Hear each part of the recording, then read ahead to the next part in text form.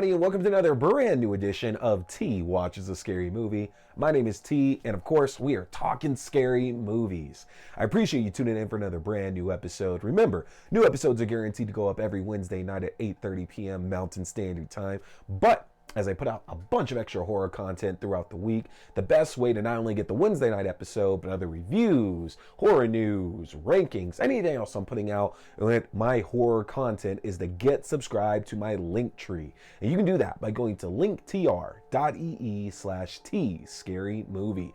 If you go to my link tree, that'll give you access to my YouTube page for the video versions of the show, to your favorite podcasting platforms for the audio-only versions of the show, to my Letterboxd page for written reviews and my movie rankings throughout the year, and to my TikTok page for my short horror content, which includes things like movie news, includes me at premieres, and me trying to be funny whenever I can actually muster that. So, hit subscribe on that platform or any platform you're watching or listening to right now. Helps me out and gets me to bring y'all more great horror content. Now, speaking of which, what are we talking about tonight? Well, in the last month, I spent some time reviewing a couple of Spider features. We had a chance to go see an early screening of Sting, and I talked about that. And then, kind of going off of that one, I decided that I was going to take a look back at the Spider classic, Arachnophobia. Well, after a few weeks, I kept hoping that this film that I'm going to be talking about tonight would get delayed, and then delayed, and then delayed again, and then maybe just taken off the docket. Not because it wasn't going to be good, but because I don't know how much more Spider madness I can take, and especially for a film like this. Y'all, tonight, I am going to be talking Infested. That is right. The new film to hit Shudder, directed by Sebastian Vanchek, and I apologize if I'm pronouncing that name wrong, who is actually going to be the director of one of the two new Evil Dead movies that's currently in development. So exciting, exciting times. Now, if you have not seen a trailer for Infested, let's talk a little bit about what the story here is. So, a rundown apartment building in France is overran by poisonous spiders. Theo Christine plays Kaleb, a young man who's just looking to take care of his friends and those people that are close to him, but he also wants to open up his own exotic pet store. And after he buys an unknown spider from a friend's store and brings it back to his apartment building, he unknowingly is going to unleash hell on not only himself, but all the residents of this rundown France apartment building. And that's Infested, y'all. Now, from the jump there, the big hook, I feel, of this story, there's two things. There's two things here of this film that's going to be a big hook for folks who are trying to go watch it. Number one, the spiders. Spiders are being used in the practical sense in quite a large number of shots, which is something different than what we've gotten in a lot of spider movies in the last 20 to 25 years at this point. There have definitely been movies that have used practical spiders before. You know, Arachnophobia did actually use some practical spiders for that film, but a lot of it was puppetry, not really a lot of CGI that they were using back then in a film like that. Very much practical effects, which is why that film stands the test of time. And even Sting recently, which has its own set of problems, was a film I did enjoy, but there are some problems with that film, obviously. But one of the biggest differences between Sting and Infested is the fact that because the spider in Sting is supposed to be an alien that just looks like a spider, it means that the CGI was obviously going to take precedence over anything practical. And in that film, again, without spoiling too much, the big plot line of it is the spider just keeps getting bigger and bigger and bigger and bigger. And so CGI is obviously going to be used quite a lot in the film like that. Here in Infested, though, while CGI does get used to enhance some things earlier on and later on in the film, for a good chunk of the movie, we are looking and using practical spiders in that film. And it makes it that much more terrifying because it's kind of easy when you see a monster that you know is absolutely fake. Like when you know for a fact that was made up for the screen, it might be CGI, it might be a really good costume, whatever the case is at that point, it's easy to kind of get past those fears that you have. But when you know the thing that you're looking at is actually real, whether or not it's actually to the level of like danger that is presented in the movie, that's irrelevant. If you know that thing is actually real, that's going to give you some cause for concern. And that's one of the big hooks here with Infested, is that so much of this film uses practical spiders. And amongst another number of other things that's going to give you the creepy crawlies while watching this movie. That's just one thing that's not going to sit well with a lot of you at all. Folks, this is not a film for an arachnophobe. And I say that because y'all know I have arachnophobia. And this movie took me double the runtime to actually get through it because it's so fucking creepy, honestly. But that's hook number one. The second hook here is the fact that there's actually a really good emotionally invested story in this film. And I think that some people approach it and will say that it comes off a bit cheesy, and I can definitely understand that.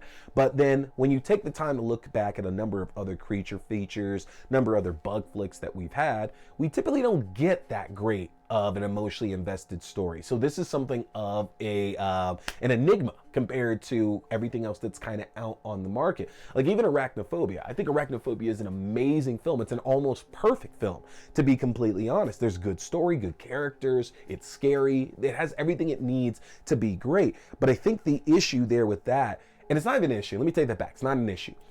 Arachnophobia is very much a like a horror comedy. And there's good drama mixed into that too. But the thing is that they have a lot of really good laughs in there, and that helps to offset the scares. And Infested actually brings us a story that's very much emotionally invested.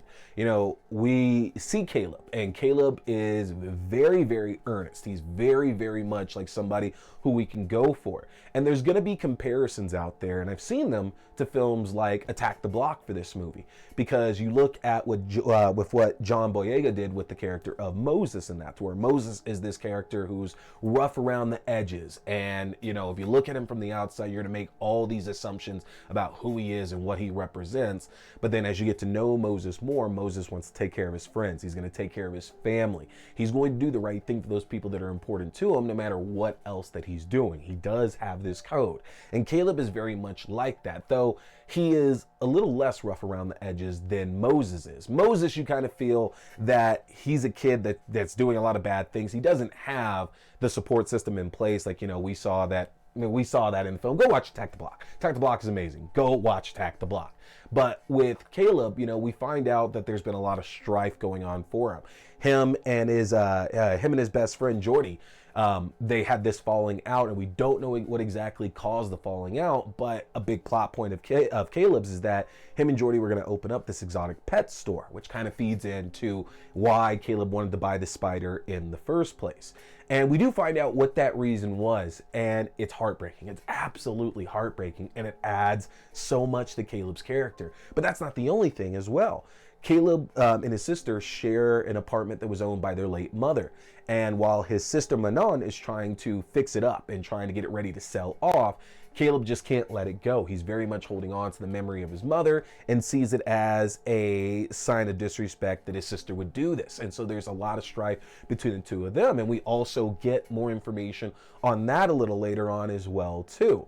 And it just keeps on going and going and going, honestly, because Kaleb gets all these interactions with the various characters we see throughout the movie. You know, earlier on, when he sees that there's some people in the apartment complex that are kind of trashing it, he stops them and tells them to basically start cleaning it up because everybody should be taking care of this apartment building together. And again, it makes Kaleb so endearing. And not only that, it gives so much character to the other tenants of this apartment building as well, too. It'd be easy to write them off as just victims at that point.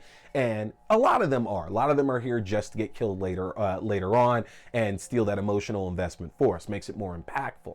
But it doesn't change the fact that so many of the characters in this film are really coming to life off the screen. That they make them so much like real people that it's hard not to be upset as they start getting killed off. And make no mistake, a lot of people in this movie are going to get killed. Infested is a mean movie. You know, Arachnophobia, which I keep coming back to, and I do because y'all, it's the best spider movie of all time. It's one of the best horror films of all time, but that's where spider movies have peaked, honestly. Again, Infested sets up all these characters throughout the film that we really get to like and we really get to know, and they snatch a lot of them from us. And that's such effective filmmaking right there, that not every character feels like an ancillary character, and you kind of want so many of these people to really live. And considering a lot of these death scenes are so traumatic, and they're just so mean that the way that they treat so many of these characters, including There is one dog that unfortunately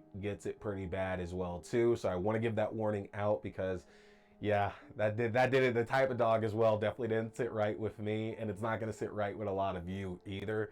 But there is unfortunately an animal death in this one, amongst all the other human deaths. But folks, the movie it's gripping, it's engaging, it's scary. This is going to scare quite a lot of you, and I think the idea is that, again, like arachnophobia, they were able to keep a lot of the science behind the spiders very much in the real world. There's no radioactivity. There are no, nuclear bombs going down. There's no science experiments or anything like that.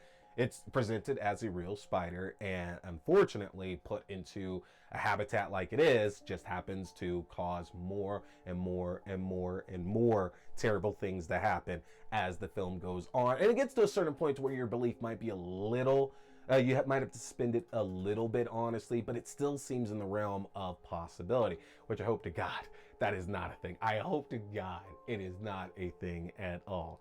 Either way, you need to go and check out Infested, folks. This is one of the best horror films, not only of this year, but of the last few years. They did a really effective job with this. And again, if you're not an arachnophobe, you're going to enjoy a really, really well done film. And if you are, you're still going to enjoy a really well done film. It's just going to take you forever to get through that. So you can go check it out on Shudder right now. I want to hear those thoughts. Let me know what you thought of Infested here in the comment section. And make sure to hit that subscribe button as well, folks. I'm going to be back with more great horror content for you. That's going to do it for me tonight, though. My name is T. We've been talking scary movies. Stay scared.